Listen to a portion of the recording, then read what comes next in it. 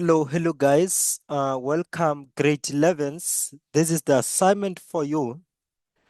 We're going to be exploring question 1.1, 1.2 of your assignment. So without waste of time, let us read the information and see what has been provided to us.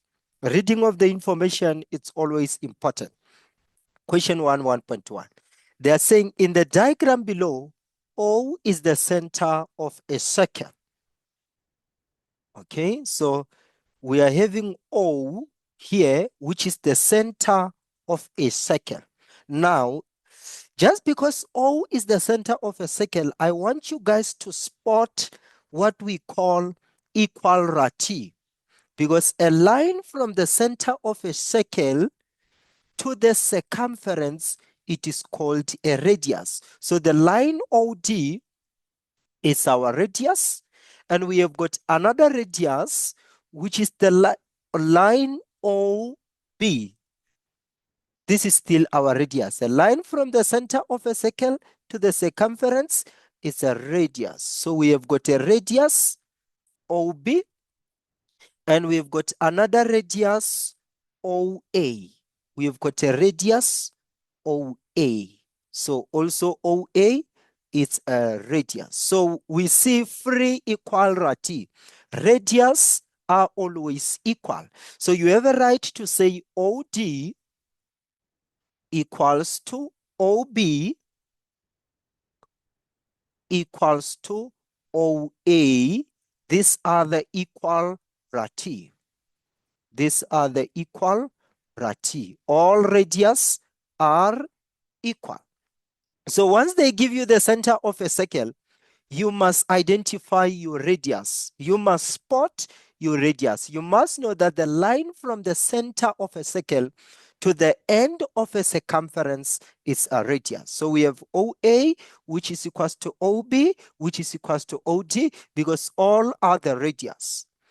Okay, so go back to reading of the information. In the diagram below, O is the center of the circle. And they are saying OCA is perpendicular to DCB. So they are giving us lines that are perpendicular. So the line OCA, which is this line from O, line OCA is this line here.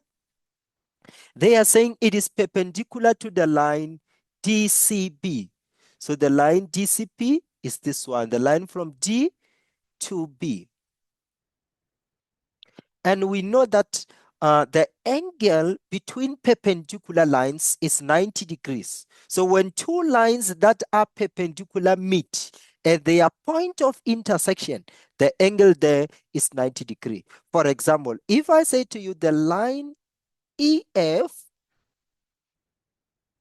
is perpendicular to maybe the line PE,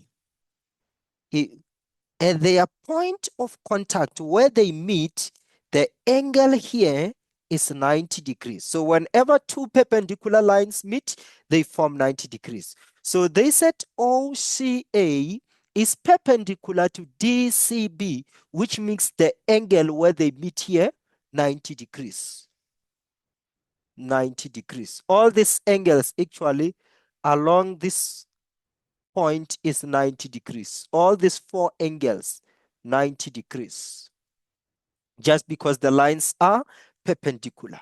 And their point of intersection, the angle is 90 degrees. Okay. What else now did they give us? They are saying BD is equals to 48 units. So they are saying the distance from B to D. So this distance here, the BD, the distance BD is 48 units.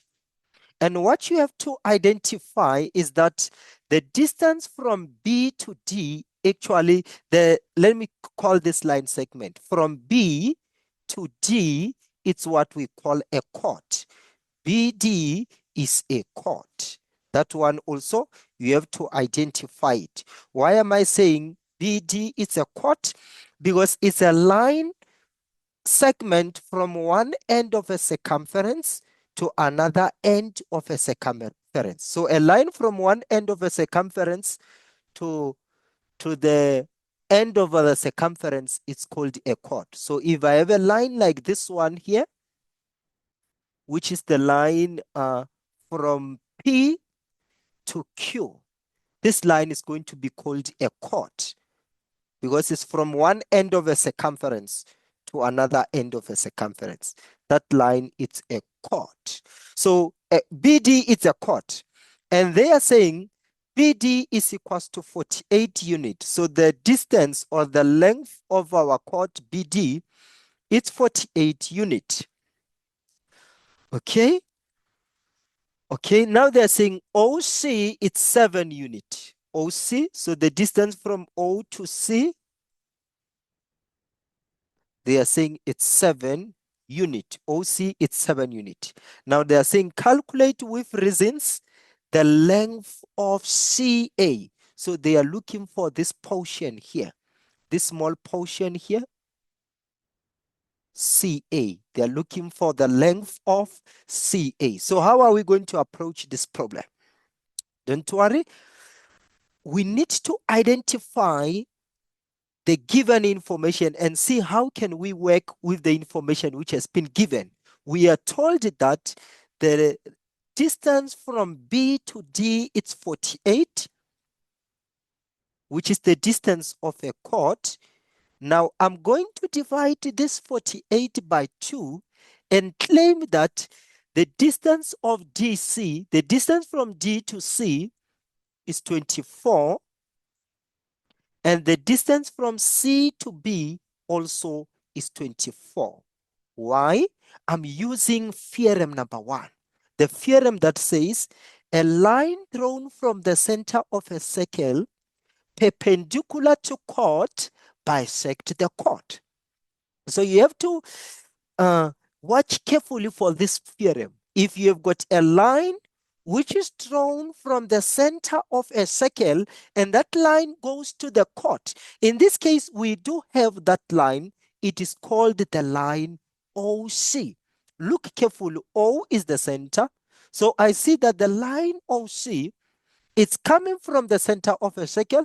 It's going towards the chord. It come and touch the chord. Which chord? The chord TP. Now, just because this line OC, which comes from the center of a circle, just because it is perpendicular to the chord, I see because of this 90 degrees, I know that it's perpendicular. Because it's perpendicular to the chord, it will bisect the chord. The line will divide the chord into 2 equal parts. So we'll say the distance from C to T is 24, and the distance from C to B is 24. I think this is the theorem that the examiner is trying to assess here. They are checking if you know theorem number 1. A line drawn from the center of a circle perpendicular to chord bisect the chord. So we know CD, we know CB. I have 24 this side, I have 24 this side, and I know I've been told that the distance from O to C, it's 7. So we can focus, for example, on a triangle OCD.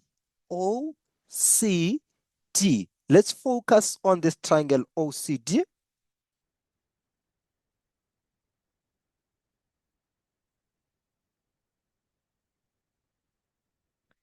I wonder if I am recording here.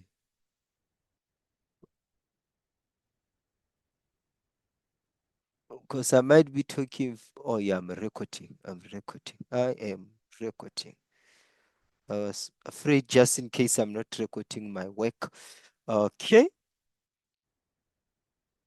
So now OC, it's 7. I'm saying that if we focus on the triangle OCD, we can be able to calculate the length of OD, which is a radius. And if we know the length of OD, we will also be knowing the length of OB And we will also be knowing the length of OA because all these are the radius. OD equals to OA equals to OB. They are all radius. So my focus now, I will try to calculate OD. Once I know OD, it means I know OA. So let's calculate OD, guys.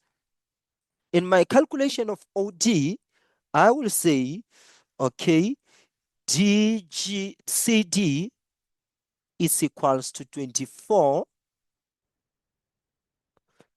I have to explain where am I getting 24. I said it's 48 divided by 2 from this theorem that say a line drawn perpendicular from the center of a circle.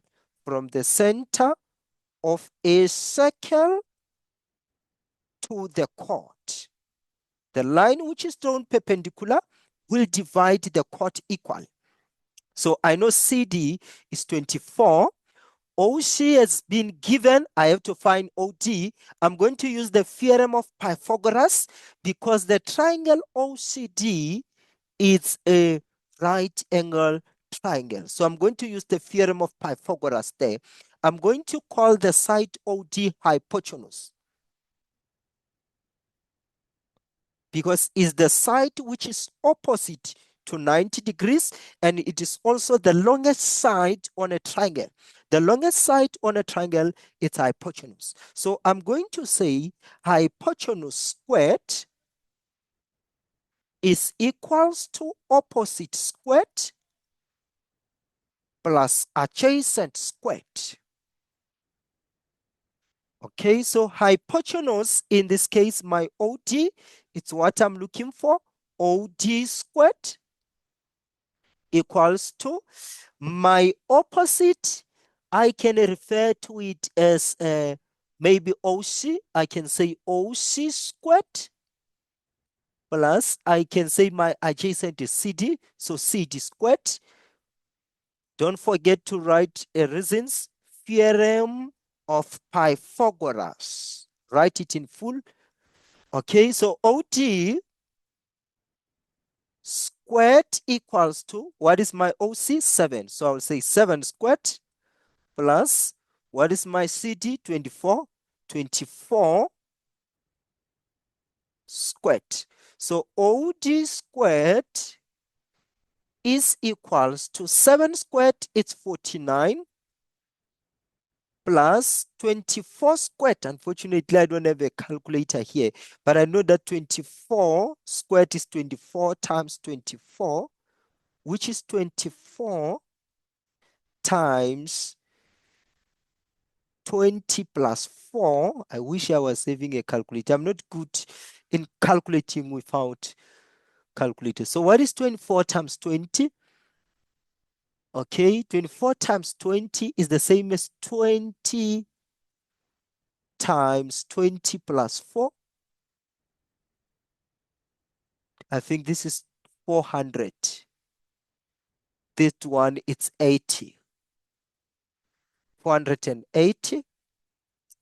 Okay, so that is 24 times 20. Oh, okay, that is actually 24 times 20. Okay, I still have to multiply 24 with 4. 24 with 4. I see 80 plus 16, which is 96. So I'm actually having 480 plus 96. 6 carry 1. I see 7 carry 1, 576. So it's 576. Please confirm with your calculator, 24 squared. Now OD squared is equals to 49 plus 576. Can I say calculator? Maybe I just have to open the calculator here and say 24 times 20 times 24. Yes, 576 plus 49 is 625. So OD squared is equals to 625. I have to find, can you please close the door, sir, as you leave? OD squared equals to 625. So I will put the square root both sides to find OD.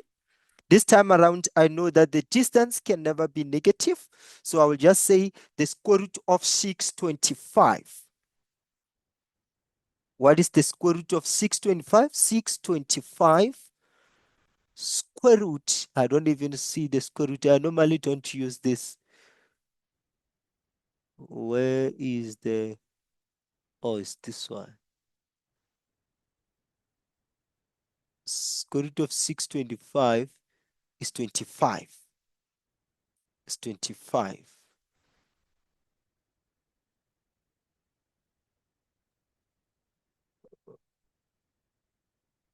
Okay, square root of 625 is 25. Just confirm it, guys, with your calculations. So I find that OD is 25, which means that now OD is equals to OB equals to OA, which means that OA also is 25. Remember that OD, OA, OB, all these lines are the radius. OD is a radius, OB is a radius, OA is a radius. So if OD is 25, even OA is 25, even OB is 25. Okay, so I know that the distance from O to A is 25. So let me say distance from O to A is 25. And I know that OA is made up of OC plus CA. OC plus CA. This is a line segment addition postulate. If we take OC and add it with OA, it gives us the whole, add it with CA, sorry. If you take OC, add it with CA, it gives the whole OA. It's a line segment postulate. And we said OA is 25. And we know that OC, we have been told that it is 7 plus CA. So we're going to say now CA is 25 minus 7. So what is 25 minus 7? CA, I think it's 18. 25 minus 7, it's 18. So CA is 18. So I see OC being 7, CA being 18. Yes. But if we look at according to the diagram, CA is a smaller portion. If you look at the distance from C to A, it's small. But the distance from O to C appears to be bigger than CA. So I wonder why it's OC7 and CA 18.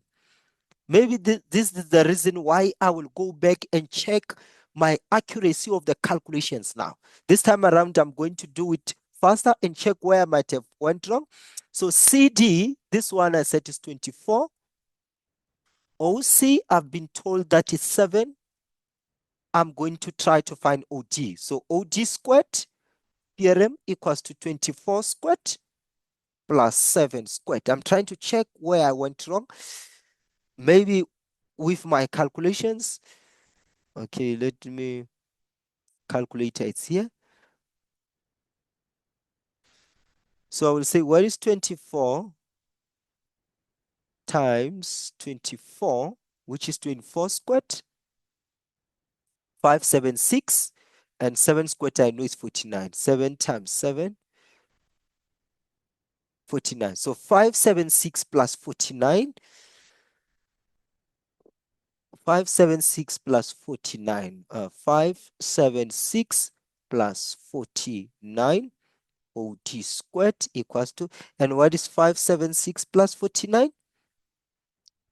Okay, 576 plus 49. 625. And then what is square root of 625? I said it's 25. Let me check. 25 times 25. 625. Yes. So OD is 625. OD, OD is equals to 25. 25. Which means that OA also is 25. So if we say OD, if we say OC plus CA, we must get 25, which is OA. OC is 7. 7 plus CA equals to 25. I'm still getting my CA to be 18. For sure, they will say diagrams are not drawn to scale. So CA, it's 18. I'm done finding the length of CA. Now I have to go to 1.2. 1.2.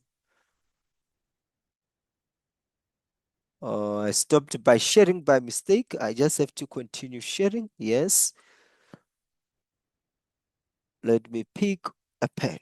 Okay, now let's read on 1.2. They are saying, give a reason for each statement that you make when answering the following questions. So you must always give reasons. It's Euclidean geometry, guys. We want you to give reason.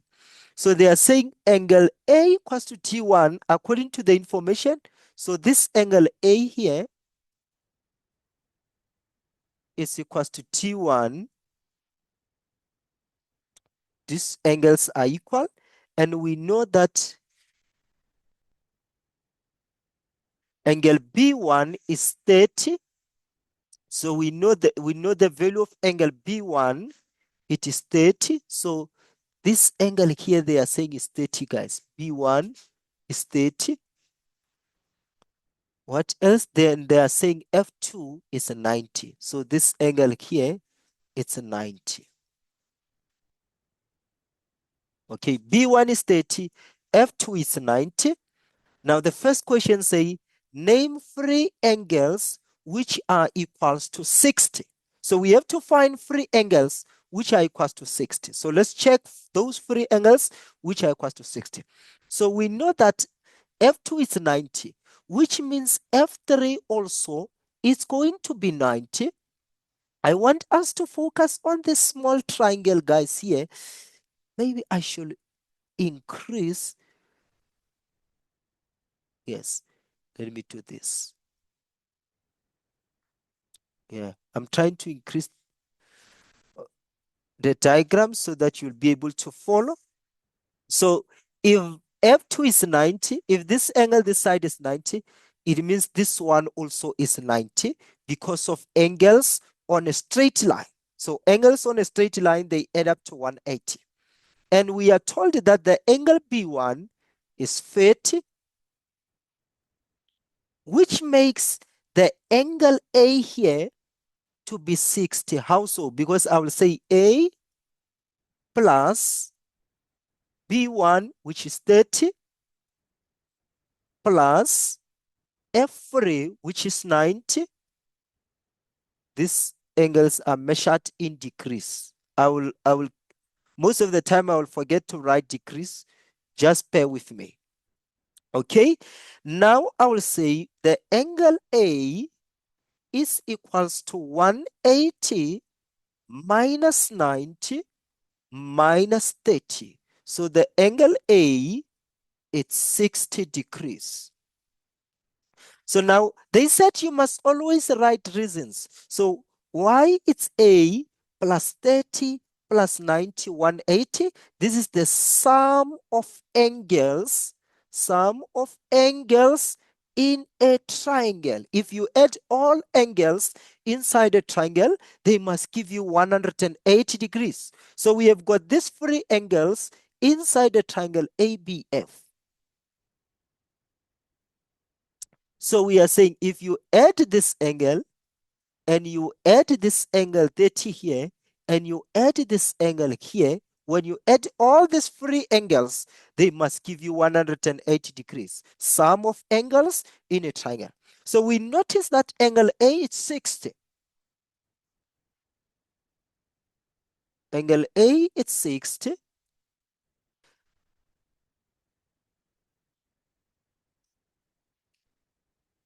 Okay, they said name three angles which are equals to 60. So we notice that A, one of those angles is 60. A equals to 60. You'll show all the calculations. Okay, so they said name three. Now we found one, but we were told that the angle A is equals to T1. So we'll say since A equals to T1, this was given, therefore T1 also it's 60. So A it's 60, T1 it's 60. So we just have to find another angle which is 60 because they asked for three angles which are equals to 60. So which other angle is equals to 60? Let's check carefully on our diagram. Which other angle is equals to 60? Okay, I want you guys to look at this. I will call it a chord BT. Even though we don't have a line here from B to T, but you can think of a chord BT or you can think of an arc BT. So I want us to focus on the chord BT and look for the angles which are subtended by this chord. Remember, one of the theorems says angles subtended by the same chord are equal. Actually, we call those angles, we say they are angles in the same segment. So angles in the same segment are equal. So let's check angles in the same segment, or the so-called angles subtended by the same chord. So where is my chord? I'm going to refer to BT. So I will say, let me touch at B, let me touch at D, try to create two lines and check where does those two lines meet at the circumference. So if we move from the line B and move from the line T, you can see that these two lines meet at A. Let's try to do the same thing, approaching it differently. We still touch at B, we still touch at D, and we are now going to meet at E. We are now going to meet at E. So we see that the angle A and the angle, this angle E1 plus E2, this E which is made up of E1 plus E2, I will just call it B, E, T. There is D here. Okay, so I'm saying it is angle E in a triangle BED. That E is equivalent to A. What is the reason? Angles in the same segment. In the same segment. Angles in the same segment. And angles in the same segment are equal. So we know that A is 60. It was calculated. So it means that this angle E, which is E1 plus E2, you can write it as E1 plus E2, it is equals to 60 because it is equivalent to A. So I have three angles which are equals to 60. It is A, it is G1, and it is this angle BET. So applying angles in the same segment here was very, very, very useful. You guys, you need to understand the theorem that says angle in the same segment are equal. Angles in the same segment, we talk about angles subtended by the same chord. Okay, now let us go. They want the size of BCD. So they are saying, go to the triangle BCD, B, C, D. They are looking for this angle C here. which is made up of C1 plus C2. What is the size of this angle C? I love these questions. I think this is a good way to practice your Euclidean geometry. Your assignment grade 11s is not difficult. It is just there for you to practice your Euclidean geometry. So I want us to pay attention to the quadrilateral, which is called E, B, C, D. This quadrilateral here. Remember, a quadrilateral is a geometric figure with 4 sides. So this quadrilateral, I want us to pay attention to this quadrilateral, and we are going to call this quadrilateral a cyclic quadrilateral. It's a cyclic quadrilateral because all vertex of this quadrilateral are at the circumference of a circle. Whenever you have got a circle where all vertex are at the circumference of a circle, that quadrilateral is called a cyclic quad. And one of the theorem of a cyclic quad states that opposite angles of a cyclic quad are supplementary. When we say angles are supplementary, we are simply saying they add to 180. So in this quadrilateral, which is quadrilateral E, B, C, D, we know that opposite angles, they will add to 180. So if you take angle E and add it with angle C here, these opposite angles, they add to 180. So I'll just say E, which is, remember, it is BED. This E plus this C here, which is BCD, they must give us 180. You write the reason. You say opposite angles of a cyclic quad. You write a reason. Opposite angles of a cyclic quad are supplementary. Are supplementary, meaning they add to 180.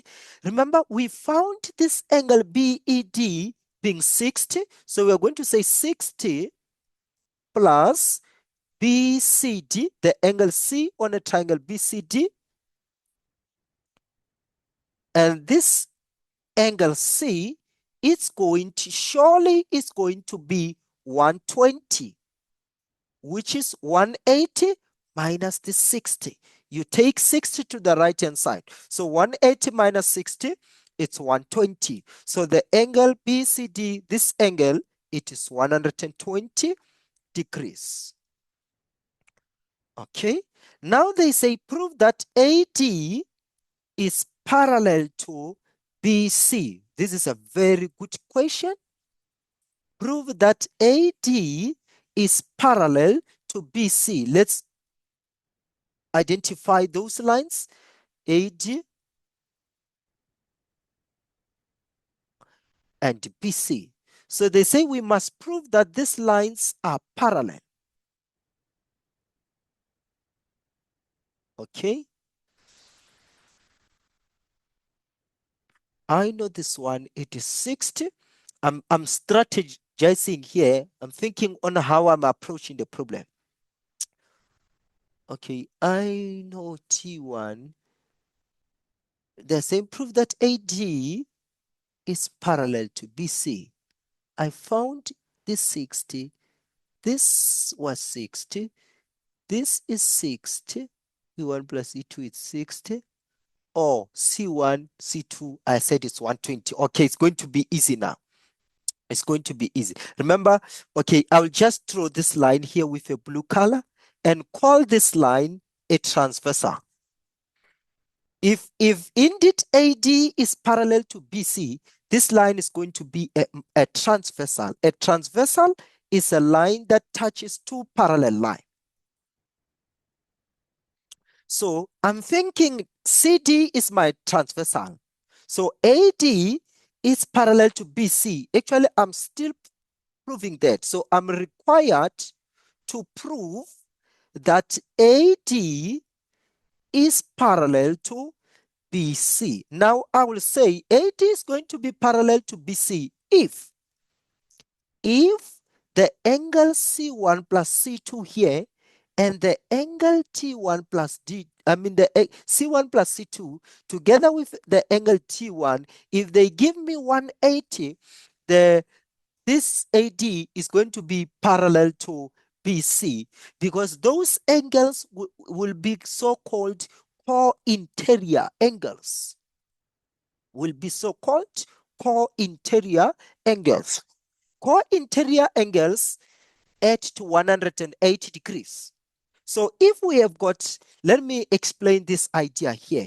If we have got two lines, which we say they are parallel, and we have a line which touches these two parallel lines, this angle here and this angle here, we say they are co-interior.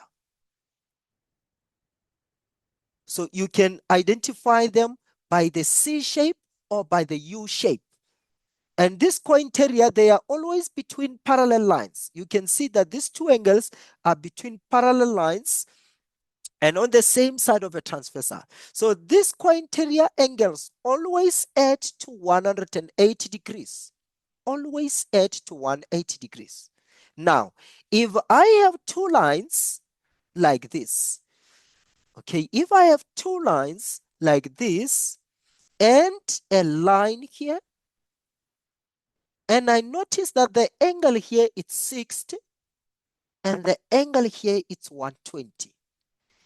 Now, just because this angle and this angle add to 180, this implies that these two angles, 60 and 120, they are co-interior, and these two lines now will be parallel. So here, the way I prove this one, I will say C1 plus C2, add it with D1. Now C1 plus C2, it's 120. D1, we know that it is 60. Now 120 plus 60, it's 180. Therefore, AD is parallel to BC.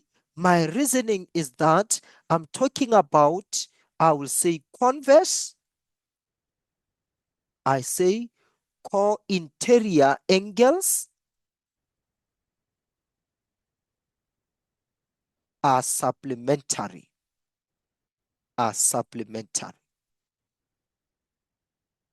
Or the add to 180. So if you have got angles that appear to be co-interior, or maybe let's say if you have got lines that appears to be parallel, you can prove it by just working with angles that add to 180. So if we have got two angles that add to 180, which appears to be co-interior, then the two lines are parallel. So in this case, AD, it is parallel to BC because the angle C1 plus C2, when it's added to D1, they give us 180 degrees. And if you look carefully, guys, if I just do this,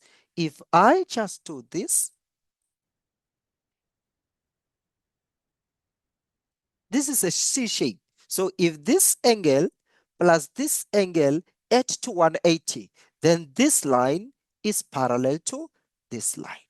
So we have proven that AD is parallel to BC. Now, the third question says, prove that EC is a diameter of a circle.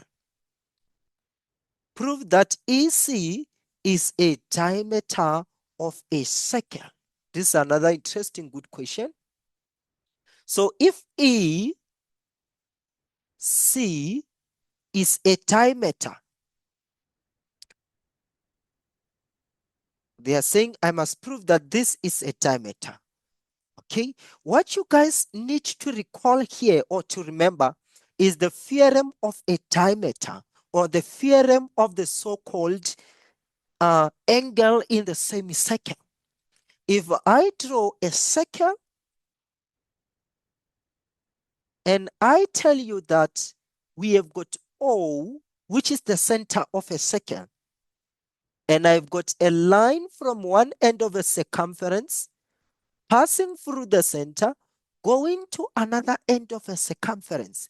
This line, it is called a diameter. So let me say my AB is a diameter, a straight line that passes through the center of a circle. Now, if you look at the diameter, it cuts the circle into two equal parts.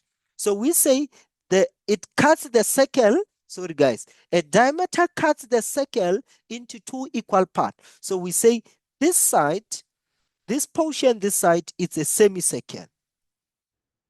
Even the portion this side, it's a semicircle. Now, watch out. I'm going to look for the angle which is subtended by this diameter AB. If we have an angle subtended by diameter, that angle should be 90 degrees.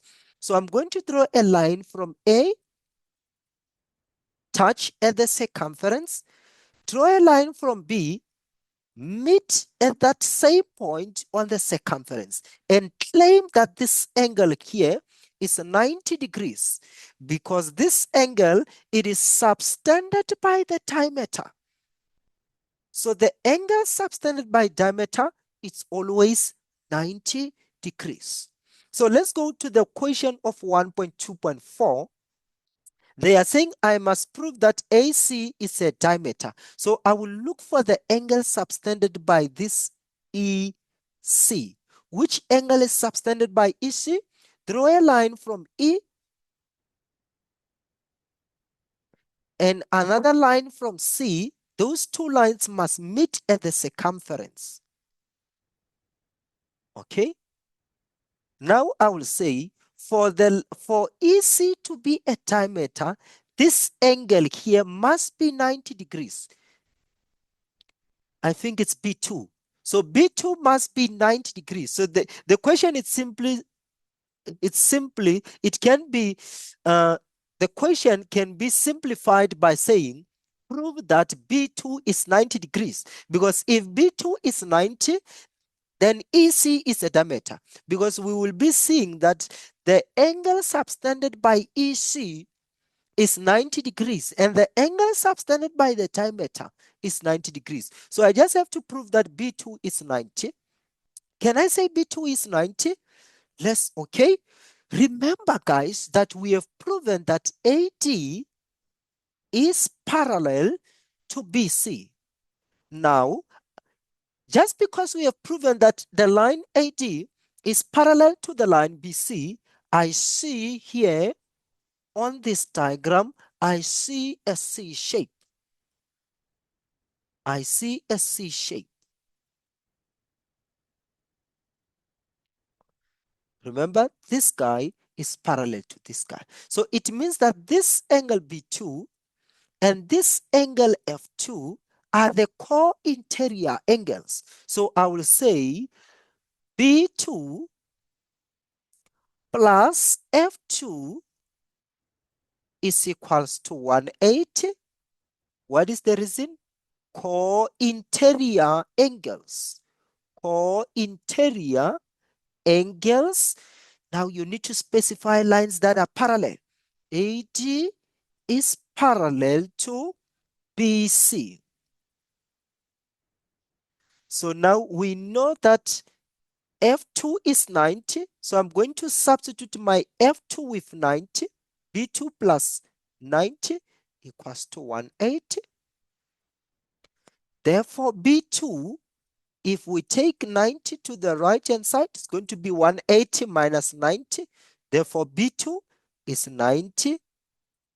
Then I will say EC is a diameter. What is the reason? What is the reason? Angle subtended by a diameter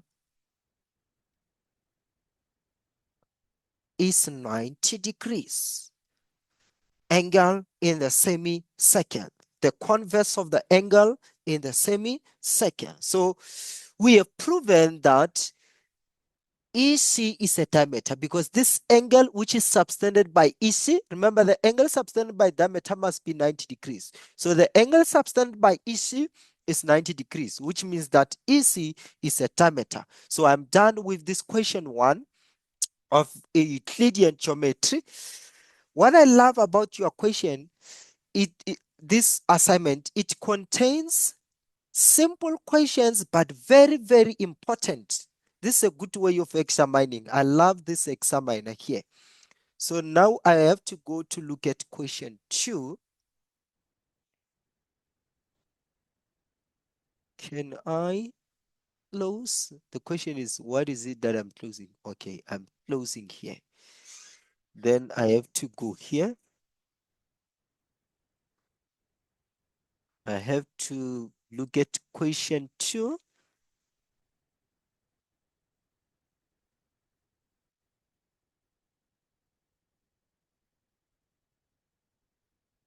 Okay, let me increase.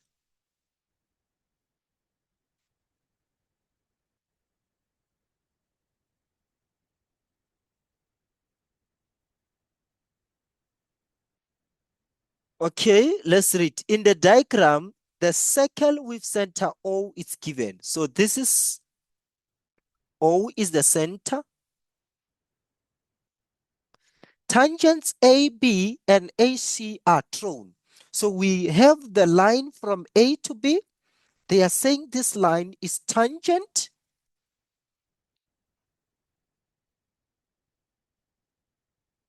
And then we have a line from A to C. They are saying this line is tangent. So what do we see about these two tangents? They are drawn from the same point A.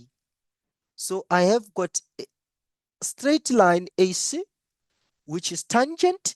I have got straight line AB, which is also tangent. So these two tangents, they come from the same point. So according to the theorem of Euclidean geometry, we have a right to say AC is equals to AB.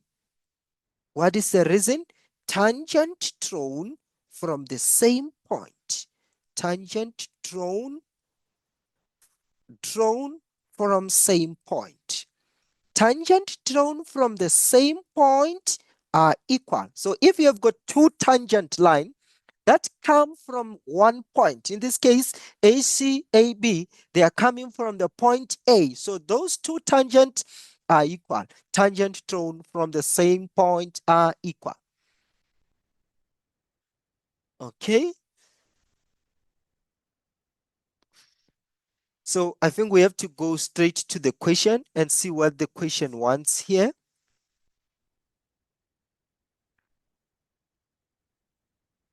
Let's hear what the question wants. Determine the size of angle B in triangle ABO. Determine the size of angle B in triangle ABO. So I'm going to say A, B, O. So I have to determine angle B.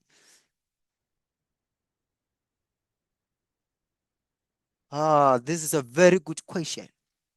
This is a very good question. Remember, the line from B to O is a radius. I love this examine. The line from B to O is a radius, and the line from A to B is a tangent, which makes this angle to be 90 degrees. This angle between the tangent and the radius is 90 degrees because tangent is perpendicular to the radius. Tangent is always perpendicular to the radius. So at the point of contact, whenever tangent meet with the radius, the angle at the point of contact is 90 degrees. So this angle ABO is 90 degrees. So you say ABO is 90, then you give them a reason why you are saying it's 90. You say tangent is perpendicular to the radius. This is the reason why the angle ABO, the angle B in triangle ABO is 90 degrees. Even this one, guys, here, even this angle here, it's also 90 because this is tangent and this is a radius. And the angle between the tangent and the radius is 90 degrees. Okay, so they are saying prove that ACOB is a cyclic quadrilateral. So let us identify the quadrilateral they are talking about. They say prove that ACOB, ACOB, this quadrilateral, they are saying we must prove that it's a cyclic quad. So it is easy to prove that this one is a cyclic quad because if you can see that opposite angles of a quadrilateral are supplementary. Once the opposite angle of a quadrilateral are supplementary, it means that quadrilateral is a cyclic quad. Let me say it again. All the time, whenever the opposite angles of a quadrilateral add to 180, it means that quadrilateral is a cyclic quad. So let me give you a quadrilateral like this one. And say this angle here, it's 50. And this angle here, it's 130. Automatically, A, B, C, D becomes the cyclic quad because the opposite angles are supplementary, or one can say because the opposite angles add to 180. Now let's go back to the diagram. They say prove that this ACOB is a cyclic quad. Remember, we have found this angle to be 90, and I'm also saying this angle here, C1 plus C2, it's 90. So I will start by saying the angle C, I will start by saying the angle C, which is C1 plus C2 in ACO, is 90. The reason is tangent is perpendicular to the radius. That angle is between the tangent and the radius. Now you can say, because these opposite angles, which is ACO plus ABO,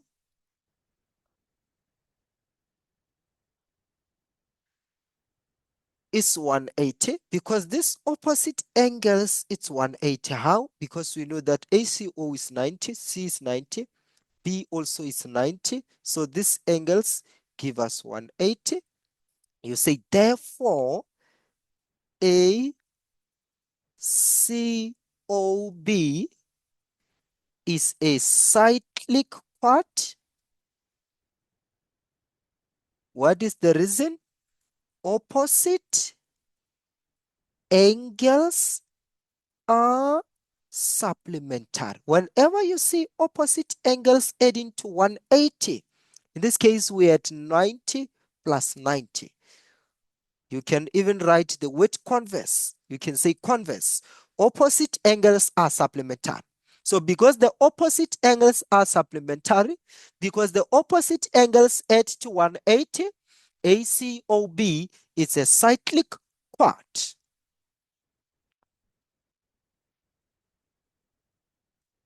Okay, so what is the third question? Name with reasons two other angles which are equals to B2. Okay, so B2, they say give us two other angles which are equals to B2. I will say, which other angles are equals to B2? This is a wow question. This is a wow question. I will say O1 is equals to B2. I will say B2 equals to O1. And what is the reason? Angles in the same segment. Angles in the same segment. Just because there is a circle here. Remember, we have proven that ACOB is a cyclic quad, meaning that there is a circle which passes through this vertex. There is an invisible circle that you don't see. Yes, there is a circle that passes through this vertex ACOB. Just because we have proven that ACOB is a cyclic quad, it means that there is a circle passing at the vertex of this quadrilateral. Now, if there is a circle around this quadrilateral ACOB, where all the vertex are at the circumference of a circle, it means that this line AC is a chord. The line AC is a chord. Remember, I told you that the chord is a line segment from one end of a circumference to another end of a circumference. So now let's look for the angles which are subtended by this chord AC. We notice that that angle is O1. O1 is subtended by AC. Which other angle is subtended by the AC? It is B2. So that is why I'm saying O1 and B2 are equal. These are the angles in the same segment. So the question was saying, name with reasons two other angles which are equal to B2. So I know that B2 is equal to O1. I have to find another angle which is equal to B2. Let me check carefully here. I found one. I have to look for the other one. Oh, wow. Wow, wow, wow, wow. Nope, my thinking is wrong. My thinking is wrong. So B2 equals to O1. Which other angle is equals to O1? Which other angle is equals to B2? I don't see the answer, guys. I will have to keep looking and looking and looking. B2 equals to O1. That's my first. Which other angle is equals to B2? Let's not forget that AB is tangent and BC is a chord. I have to check for what? Okay, I see this is a radius. I see this is a radius. It's getting tough. I have to remove everything and look carefully. It happens, guys, it's maths. This is what happens in mathematics class. Sometimes you might be missing something which limit you from seeing the answer. So we know that B2 is equals to O1.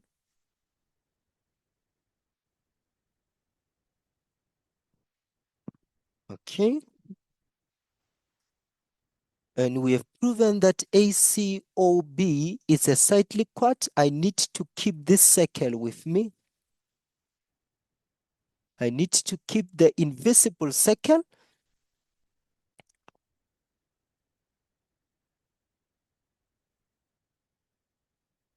Four marks. The examiner says we are giving you 4 marks for this one.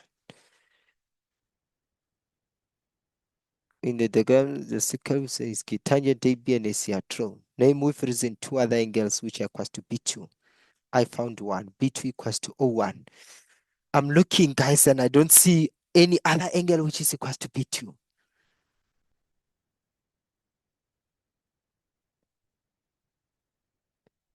B2 plus B1 is 90. C2 plus C1 is 90. B2 equals to O1.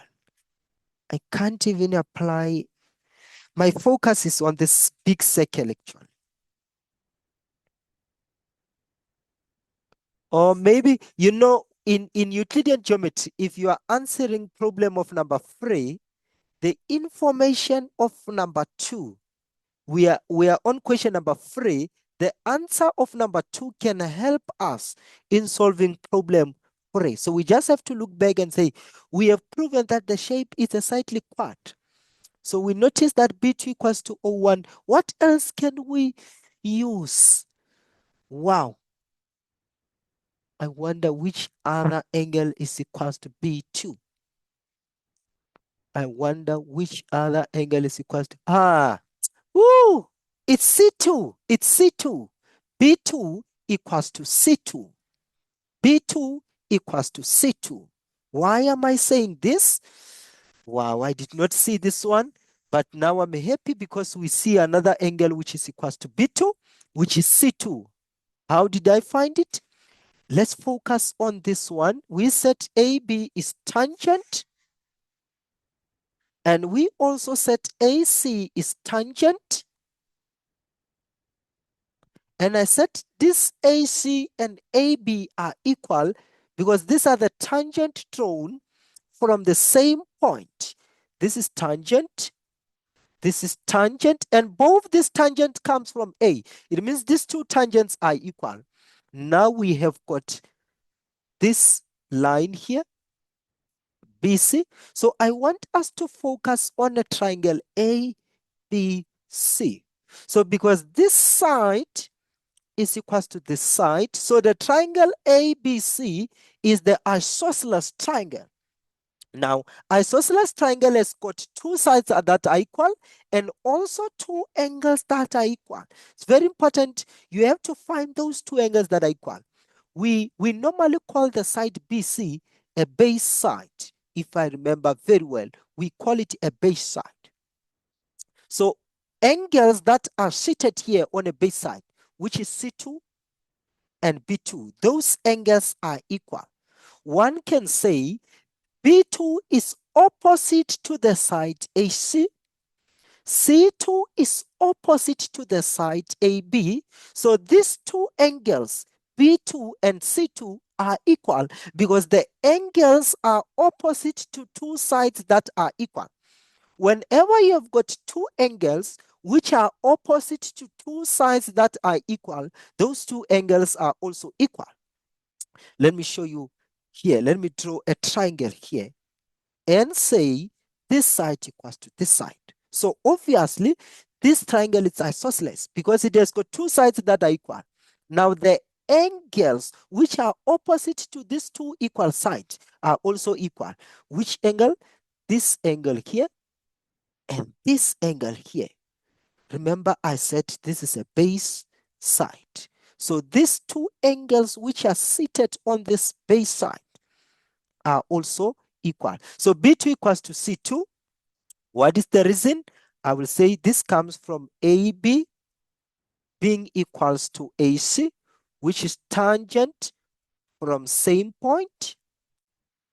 Then I will say B2 equals to C2 because these are the angles opposite equal sides. B2 and C2 are equal because they are sides that are equal. So we have named two angles which are equals to B2. It was B2 equals to O1 and B2 equals to C2. So this O1 and C2 are the two angles which are equals to B2. Now we have to go to question 3. So let's go to question 3.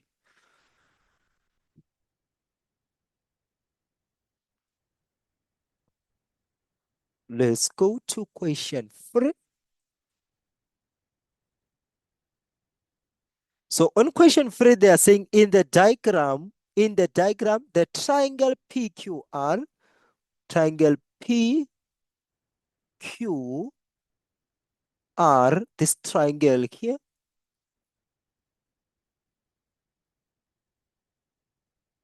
in the diagram, the triangle PQR has the vertex P, it's 6 and 4.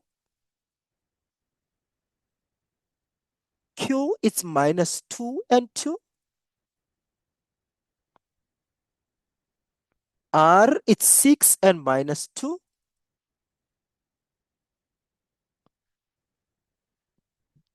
Okay, the angle of inclination of QR, it's beta. Okay, so let us check the first question. Determine the coordinates of the midpoint of S on PR. I think this question free, I will try to do it faster. It's analytical geometry. I don't think analytical geometry is that complex. So let's go through it. They are saying find the midpoint of PR. Okay, so where it's PR, this P I see it's here, R it's here. So the midpoint, it's somewhere between P and R. So they are looking for the coordinates of the midpoint. So if you are looking for the coordinates of the midpoint, you have to use what we call the midpoint formula. So you're going to say, okay, let me look for the x coordinate of the midpoint. It is found by taking x coordinates from P plus x coordinate from R and divide by 2. So let us find the x midpoint, the x coordinate of the midpoint. X at P, it's 6. X at R, it's 6. So the x coordinate of a midpoint, it's 6. Now I have to find the y coordinate of the midpoint, which is going to be y at P plus y at R divided by 2. So what is y at P? You just go to the P coordinate and you look for y. It's 4. So you say 4 plus y at R, it's minus 2. 4 plus minus 2, you divide by 2. So the y coordinate of the midpoint, it's 1. So the coordinates of the midpoint of PR, it's 6 and 1. It's 6 and 1. So that was an easy question. To find the coordinates of a midpoint, you just make use of what we call midpoint formula. Midpoint formula, which is x1 plus x2 divided by 2. y1 plus y2 divided by 2. So now we are going for determine the equation of a straight line QS. Here it's Q. Where is S? Okay. Oh, this S here, this midpoint of PR, it's S. So I have to find the equation of a straight line from Q. Q, it's here. The straight line from Q to S. Now, to find the equation of a straight line, you need the gradient of that line. You need the gradient of a line QS, and you need one point on that line of QS. So I'm going to look for the gradient of QS. I'm going to represent it with a small m and say QS. Small m denote the gradient. So for me to find the equation of a line QS, I need the gradient of the line QS. I'm going to use the gradient formula, which is, they normally say y2 minus y1 over x2 minus x1. But I'm going to say y at Q minus y at S over x at Q minus x at S. So the gradient of QS is equals to y at Q. You just come to the point Q, you look for the y coordinate. Remember, in maths, we give you the x coordinate first, then we give you the y coordinate. So the y coordinate at Q is 2. So you say 2 minus, and the y coordinate at S, it's 1. You come to the point S, say 1 over x at Q, it's minus 2 minus x at S, it's 6. So the gradient of QS, it's 1 over negative 8. So it's negative 1 over 8. The gradient of QS is negative 1 over 8. And this gradient, I need it in order to find the equation of this straight line QS. So you use this formula, y equals to mx plus c. to find the equation of a straight line, you use this formula, which we call a standard form of a straight line. Standard form of a straight line. So you say y equals to mx plus c. You substitute your m, the gradient, with minus 1 over 8. Now you have to find this c, the value of the c. The value of the c, we're going to find it by using any point on the line QS. So we have got 2 points, we have got Q, and we have got S. So I'm going to use S. I'm going to say at S, Y, it's 1. And at S, AX, it's 6. So let me pull it here. I'm going to have 1 equals to minus 6 over 8. I think it's minus 3 over 4. Just press your calculator. Plus C. You take this minus 3 over 4 to the side. So it's going to be 1 plus 3 over 4. So it's 7 over 4, which is C. So the equation of a straight line, it's y equals to minus 1 over 8x plus 7 over 4. So this is the equation of a straight line, QS. Let's continue. I've erased the equation of a straight line. I might need it. I will have a problem. I haven't erased the coordinates of S, the midpoint of PR. I might need those. So let's continue. So now they're saying they determine the equation of a straight line, which is parallel to y plus 2x equals to 8, and which pass through the point P. Okay, remember the point P, it's 6 and 4. So they are saying determine the equation of a straight line that passes through the point P. Maybe let's say we have got this straight line that passes through point P. They are saying find the equation of the straight line which passes through this point P. But another thing that they are saying this straight line is parallel to the line y plus 2x equals to 8. So I will just draw another line here and claim that this is the line of y plus 2x equals to 8. And I will say these two lines, they are saying they are parallel. What do we know about parallel lines? Parallel lines have the same gradient. When we say two lines are parallel, it means that they have the same gradient. So I'm going to look for the gradient of y plus 2x equals to 8. So you say y equals to, you take 2x to the right-hand side. It becomes minus 2x plus 8. So you are putting this y plus 2x equals to 8 in the standard form, in this form of y equals to mx plus c, which implies that your m actually is negative 2.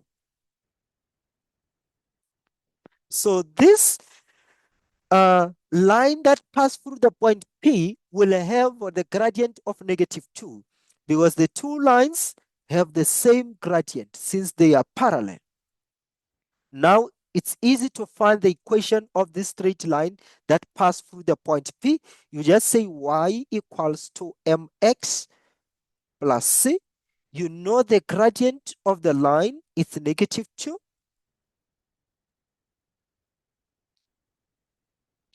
Then you have to find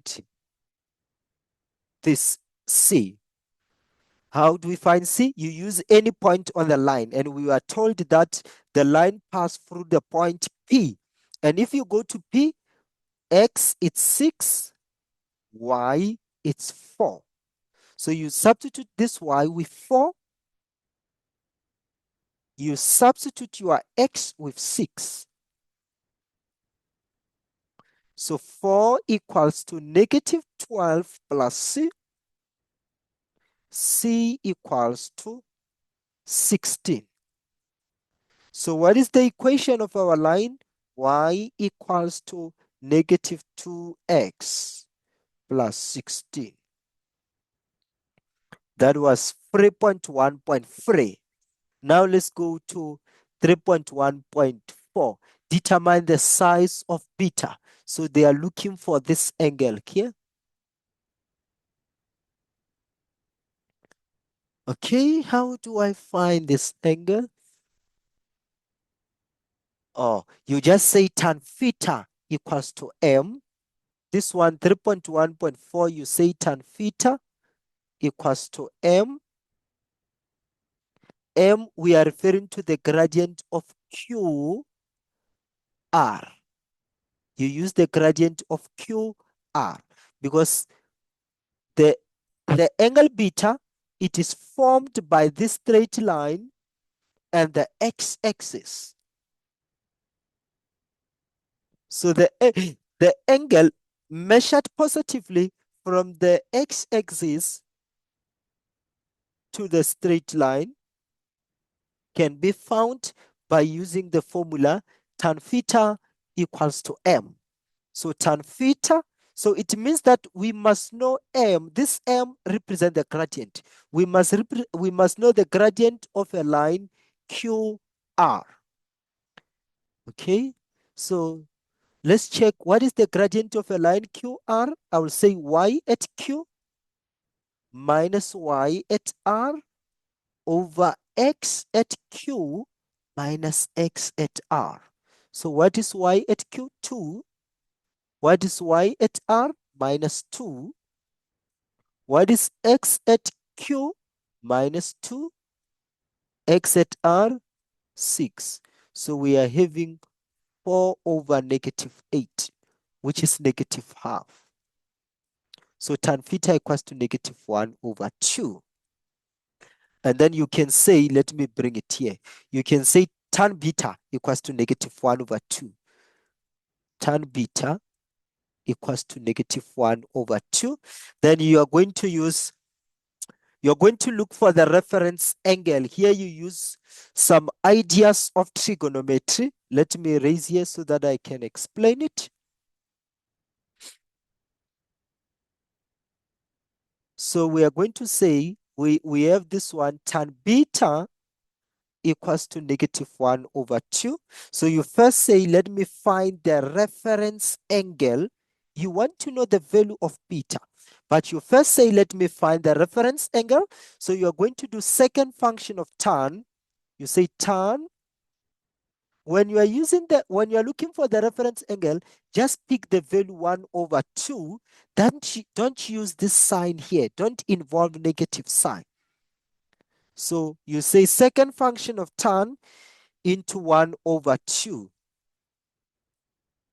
I wonder how much is the second function of tan 1 over 2. Tan 45, it's 1.